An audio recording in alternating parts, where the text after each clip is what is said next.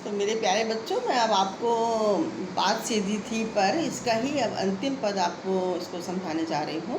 तो जब कवि को ये अपने भाव को स्पष्ट करते समय परेशानी हो रही थी और मूल भाव को ठीक से समझा नहीं पा रहा था, तो उसने अपने अपने भाव को स्पष्ट ना होते हुए देखकर क्योंकि वो जो शब्दों के प्रयोग किए थे उससे उसकी भाषा जो है बहुत संवेदनहीन हो गई थी, उसका प्रभाव ख़त्म हो गया था।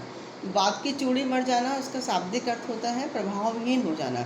तो वो भाषा बेकार हो गई क्योंकि वो अपने अर्थ को व्यक्त नहीं कर पा रही थी।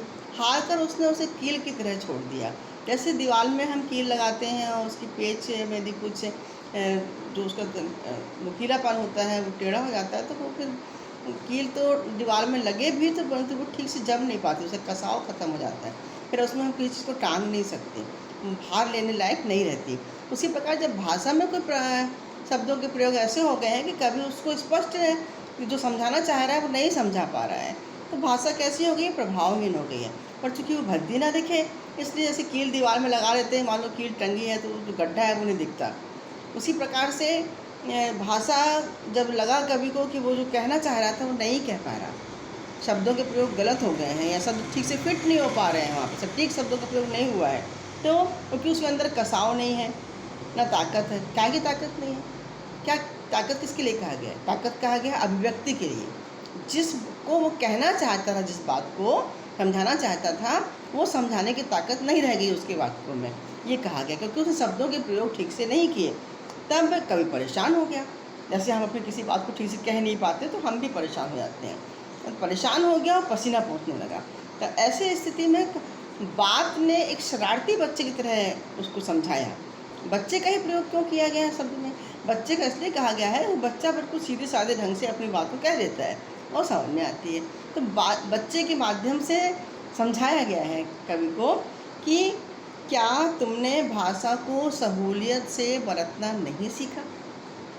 इसका मतलब ये हुआ कि जिस तरीके से हम सरल तरीके के से अपनी बात को कह सकते हैं, वैसे ही सरल तरीके का हमें प्रयोग अपने जीवन में करना चाहिए।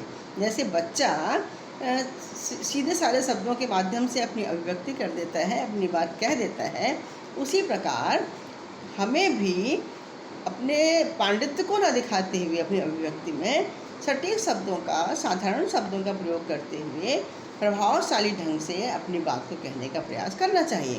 तात्पर्य, हमें शब्दों के चयन में, भाषा में शब्दों के चयन में सावधानी बरतनी चाहिए। यदि हम शब्दों के चयन में सावधानी नहीं बरतते हैं तो भाषा भावहीन हो जाती है, प्रभावहीन हो जाती है। वह भाषा अपने भाव को स्पष्ट नहीं कर पाती। भाषा और भाव दो शब्दों को दिमाग में रखकर इसका आपको भाव सौंदर्य स्पष्ट करना है, यही इसकी व्याख्या है। और मेरे प्यारे बच्चों, सीबीएसई आपसे अलंकार योजना पूछती है, बिंब योजना पूछती है, काव्य सौंदर्य पूछती है। काव्य सौंदर्य को शिल्प सौंदर्य कहा जाता है। भाषा की विशेषताएँ पूछती है। तो इसके लिए मैंने पिछले वीडियो में बताया है, खड़ी बोली है, शब्द चयन सार्थक है और मुक्तक छंद है। ये आपके कॉमन शब्द हैं जिनको आप हर जगह गेयता है या कविता है, ऐसे भी आप ले सकते हैं। और उर्दू शब्द है, इसमें अधिक उर्दू शब्द अधिकता है। तो मैंने कुछ काव्य सौंदर्य के दृष्टिकोण से बनाया है, जिसको मैं आपके समक्ष यहाँ पर दिखा रही हूँ। देखिए,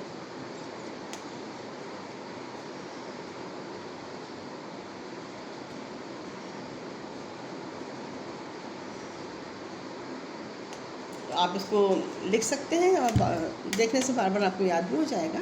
तो सुंदर बिंब योजना है कवि की, दृश्य बिंब योजना है। इसमें उपमा अलंकार है, कील की तरह टोक दिया, बात की तुलना कील से की गई है। मेरे प्यारे बच्चों से समझ में आया है, इसको लाइक करें, शेयर करें और सब्सक्राइब करें। Thank you.